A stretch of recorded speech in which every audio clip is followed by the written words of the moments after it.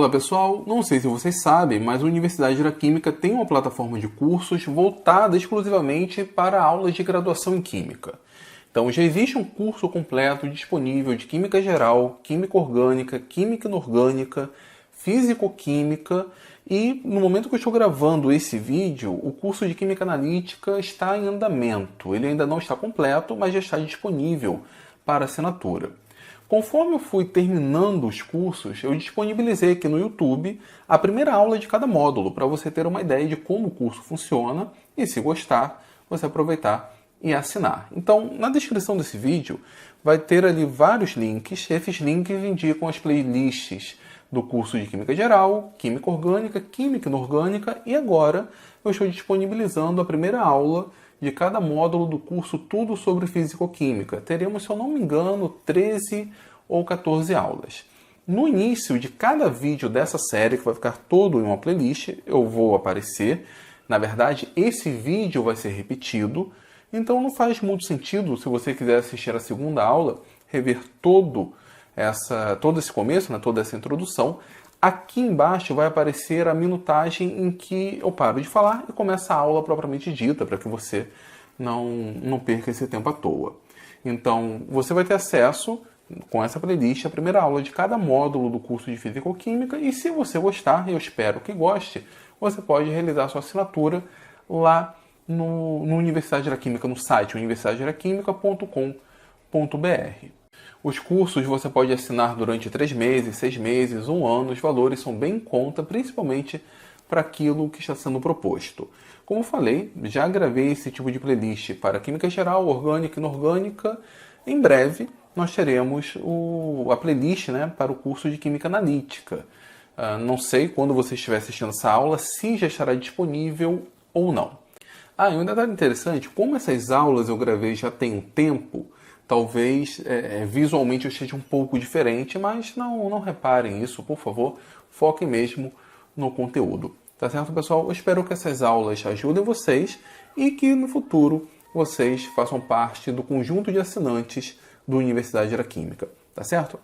Como sempre, esse vídeo aqui está no YouTube, então, por favor, dê o seu like, caso você goste, compartilhe o vídeo com seus colegas da universidade. E se for novo por aqui, gostou do projeto, se inscreva. Tá certo, pessoal? Valeu e aguardo vocês na Universidade da Química.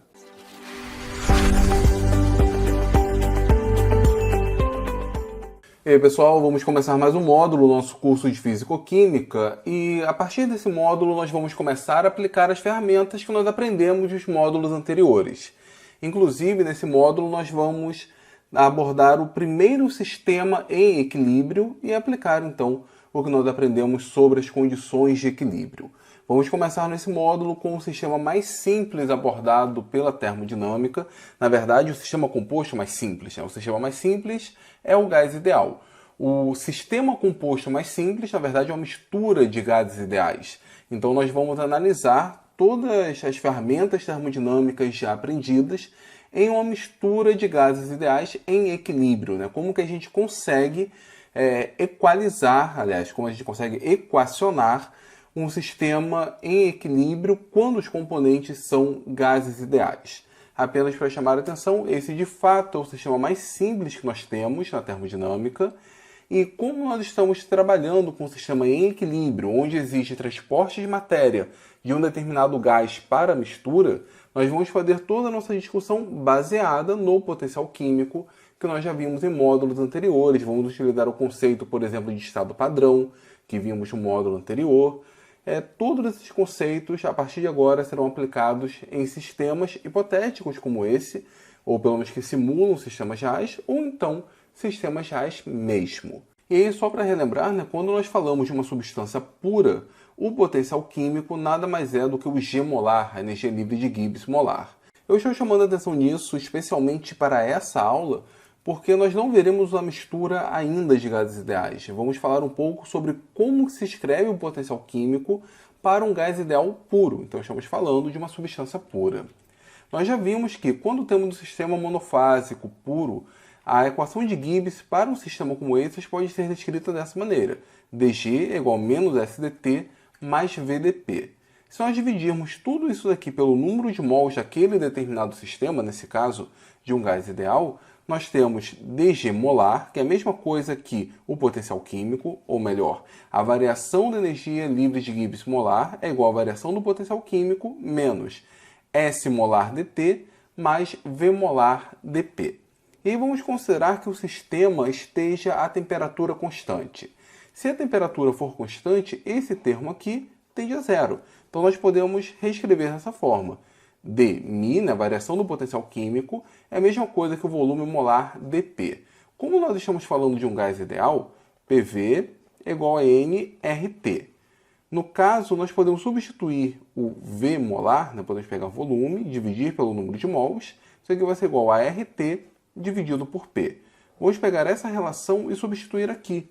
Nós temos que dμ é igual a RT dividido por P dP. Com isso, a gente consegue avaliar qual seria a variação do potencial químico quando nós temos uma variação específica na pressão. Podemos integrar, por exemplo, do estado inicial até o estado final do potencial químico igual RT, R é constante, a temperatura nesse caso é constante, vem para fora da integral, isso aqui é igual à integral da pressão inicial até a pressão final de 1 sobre P dP. A integral de 1 sobre P dP, ou a integral de dP sobre P, nada mais é do que o ln. Nesse caso, o ln do estado final menos o ln do estado inicial, que nós podemos agrupar e colocar na forma de uma fração. Então, nós temos aqui uma espécie de Δμ, o potencial químico do estado final menos o potencial químico do estado inicial, igual a RT ln da pressão do estado final dividido pela pressão do estado inicial. E nós vamos considerar que o estado inicial é o estado padrão. E o estado padrão para sistemas gasosos é definido, como nós já vimos, como sendo o gás ideal, e nós já estamos falando do próprio gás ideal, a temperatura do sistema em que está acontecendo a transformação, a reação, e a pressão como sendo a pressão padrão, P0, que nós convencionamos como sendo um bar. Então, o estado inicial, o P1, vai ser descrito como sendo P0, o estado padrão. Assim como o potencial químico, portanto, do estado inicial é o potencial químico do estado padrão. Vamos reescrever isso.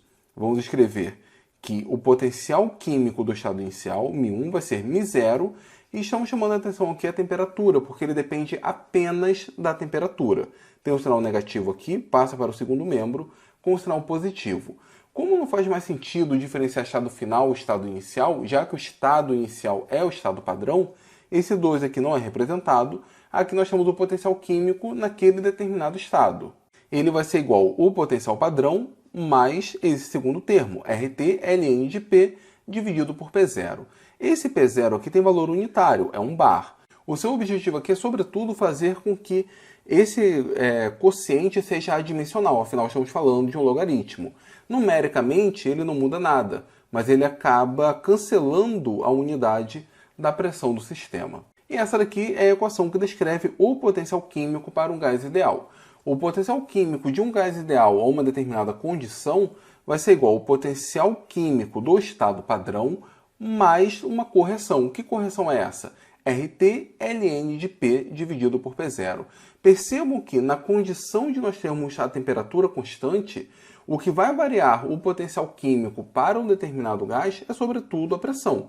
Dependendo da pressão, nós teremos uma correção no potencial químico em relação ao potencial químico padrão.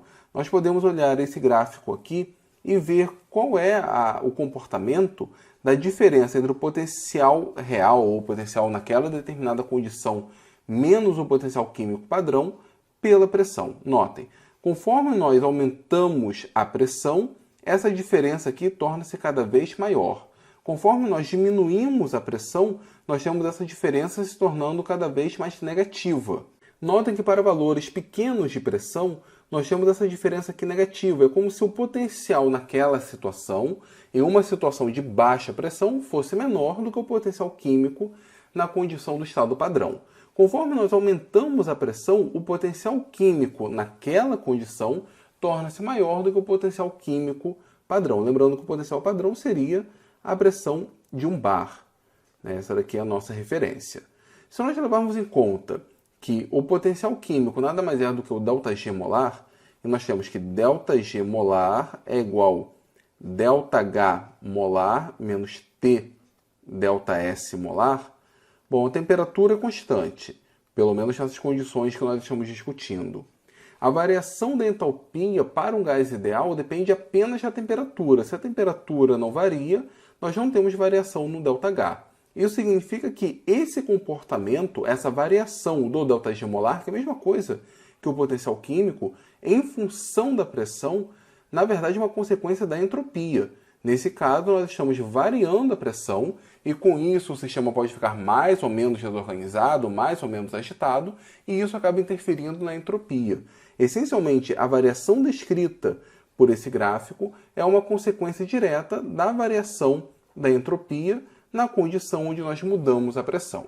Então, nós vimos a equação que representa o potencial químico para um gás ideal puro, isolado. Só tenho um único tipo de gás ideal. Na próxima aula, nós vamos ver como que é possível descrever o potencial químico já em uma mistura de gases ideais. Nessa aula foi o gás ideal puro, na próxima aula, a mistura propriamente dita.